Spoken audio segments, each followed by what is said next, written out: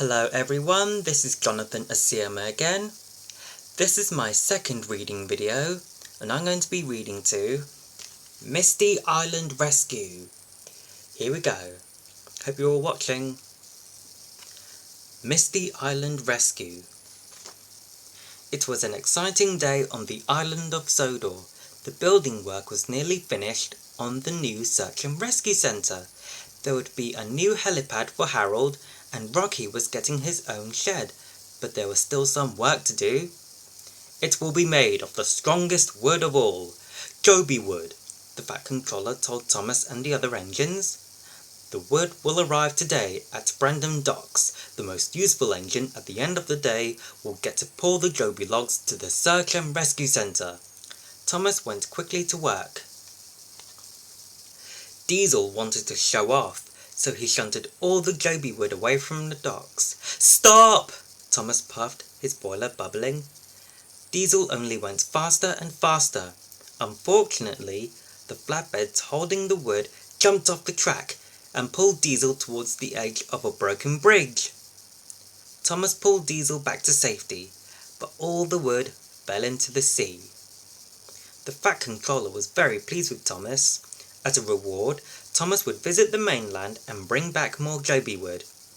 The next day, as Thomas waited to be loaded onto a ship, Salty told him and Percy about Misty Island. Once an engine was lost there. No one could find him because of the mist, Salty huffed. If I were lost on Misty Island, Thomas peeped, I'd puff 3 times.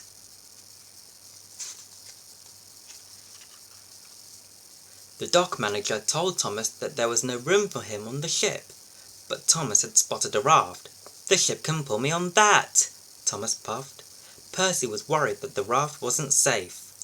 "Don't worry, the Fat Controller said I make the right decisions," assured Thomas. And with that, the ship set off, pulling Thomas on a raft. When Thomas was far out at sea and darkness started to fall, he heard a creak. The chain to the boat had snapped. Thomas whistled and wheezed as the big boat steamed away, but no one could hear him. The waves carried Thomas into the misty night. The next morning, Thomas found himself on a strange island. It was quiet and misty. As Thomas explored, he heard strange sounds. Rusty wheels rattled on old rails, and wild whistles echoed all around him. Thomas called out, but no one answered. Then, as he rounded a bend, he made an amazing discovery. Thomas had come fender to fender with 3 of the strangest engines he'd ever seen. "Cinders and ashes," said Thomas. "Who are you?" The strange engines' names were Bash, Dash, and Ferdinand. They told Thomas that he was on Misty Island. "We're the logging locos," said Dash. "We've been watching you since you first rolled onto the island. We played rattling wheels and whistling whistles with you," Bash said. "But you didn't play with us. You can now if you want." Thomas didn't want to play with Bash, Dash, and Ferdinand. He thought their games were strange. "No thank you. I had to get back to the island of Sodor." And with that, Thomas wheeled backwards down the track. Later, as the mist grew thicker and darkness fell, Thomas wasn't feeling so brave. He had chuffed and huffed all day, but he hadn't found a way off Misty Island. Thomas knew he would have to ask the logging locos for help. The next morning, on Sodor, the Fat Controller learned that Thomas was missing. Everyone wanted to help find Thomas. The engines searched all over Sodor. Harold took to the air. The Fat Controller and Captain went out to sea. Thomas spent the day looking for the logging locos. Tracks crissed and crossed, they climbed into foggy mountains and wheeled through tangled forests. Then, overlooking a deep valley, Thomas discovered an old logging camp. "Footplates and fenders!" Thomas exclaimed. "I found the logging locos!" Bash, Dash, and Ferdinand were loading wood in the old logging camp. Thomas asked them for help, but they were busy. "We said hello to you yesterday," Dash said, "but you didn't want to be friends with us." "I'm sorry," Thomas peeped. I was silly to think I could find a way off Misty Island by myself. Then Thomas realised something amazing. Bumpers and buffers. These logs are Joby logs. That's the wood we need to build the search and rescue centre. The logging locos clanked closer together to listen as Thomas told them about the rescue centre. They agreed to help him collect logs. Thomas showed the locos how quickly he could shunt flatbeds. One biff, one bash, and there's never a crash. We can't work this hard, said Dash. We'll run out of oil, said Bash. That's right, added Ferdinand. The logging locos weren't diesels, but they used wood and oil for fuel. I'm sure you have enough oil, Thomas said. The Fat Controller says I make good decisions. The engines hauled logs and shunted flatbeds, but when they came to an old bridge, Thomas stopped. The logging locos liked bouncing on the wobbly, shaky bridge.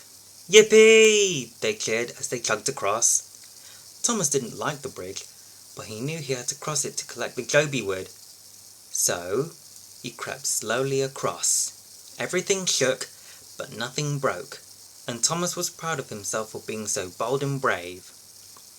Thomas needed to load the logs onto flatbeds, but old Wheezy, the camp's giant log loader, wasn't much help. He jiggled and joggled, and logs flew here and there. They splashed in a pond and crashed into trees. The locos cackled with laughter. Thomas needed a better way to load the Joby wood. Luckily, he spotted an old machine. That's Hee-Haw, said Dash. He's the old log loading machine. He needs too much oil, Bash added. That's why we don't use him. Thomas wasn't worried.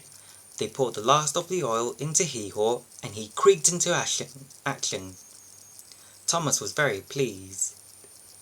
Soon, Thomas had 3 flatbeds full of Joby logs, but he had no idea how to get them back to Sodor. We could use the tunnel, Dash suggested. Thomas was amazed. You didn't tell me there was a tunnel to Sodor, he peeped. That's because it's dangerous, Dash said. Thomas was too excited to listen. I know all about tunnels. It won't be dangerous. The engines wheezed and wheezed into the old tunnel. Dash stopped at the entrance. We locals don't have enough oil to puff to Sodor, he said. Of course you do, puffed Thomas as he pushed his flatbed into the tunnel. It's just a whir and a whiff, and we'll be there. They all disappeared into the dark and twisty tunnel. Suddenly, there was trouble ahead. The tracks were blocked by rocks. Then, with a rumble and a crash, more rocks smashed down behind them. We can push the rocks out of the way, Thomas puffed. Bash, Dash and Ferdinand bravely pumped their pistons, but with a gasp and a groan, they ran out of oil. They couldn't push any more. The engines were stuck in the tunnel, and no one knew where they were. Just then, Ferdinand noticed something. I feel air in my funnel, he peeped. Dash spotted a hole in the roof of the tunnel. Puff forward, Thomas, and huff your hardest, Bash suggested. Someone will see your steam. Thomas excitedly beamed from buffer to buffer and started to puff. Back at Brandon Docks, Percy saw something that made his firebox fizz. 3 puffs of steam floated high in the distance. It's Thomas, Percy peeped. He's on Misty Island, and he needs help. Percy told the Fat Controller and all the engines about Thomas. Everyone was ready to help. James, Gordon and Edward, you will sail to Misty Island with me, said the Fat Controller. Then Whiff suggested using the abandoned tunnel that led to Misty Island. It would be the fastest way to reach Thomas. Won't that be dark and dangerous? Asked the Fat Controller. Don't worry, puffed Whiff. I know all the tracks. Meanwhile, Thomas and the logging locos were waiting in the dark tunnel. Soon, they heard a noise coming through the rocks. It was the clickety-clack of wheels on the tracks. Then, Thomas recognized Percy's friendly voice. Whiff and I have found you, Thomas, Percy peeped. "Watch out, Thomas!" Whiff puffed. "Percy and I are going to push the rocks to reach you." With that, Percy and Whiff rocked and rolled backwards together. Then they pumped their pistons and crashed through the rocks. "Hooray for Percy!" puffed Thomas. "Hooray for Whiff!" Thomas introduced Whiff and Percy to the logging locos. With a shove and a shunt, Whiff pulled the brave engines out of the tunnel. The logging locos wheezed and whooshed with wonder when they saw the sunny island of Sodor. Thomas helped the logging locos to the Sodor steamworks for repairs. He knew that Kevin and Victor would make them as good as new.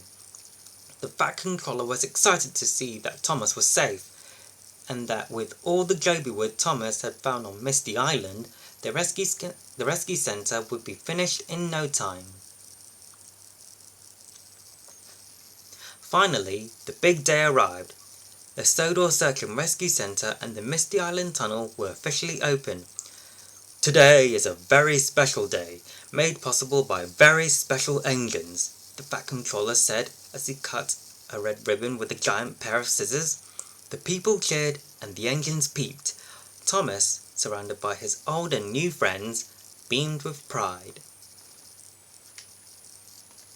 And that's it. That's Misty Island Rescue Read Along done. Well, I hope you enjoyed this video. Don't forget to leave a like on this video. And don't forget to subscribe to my YouTube channel. I'll see you later. Until next time, bye.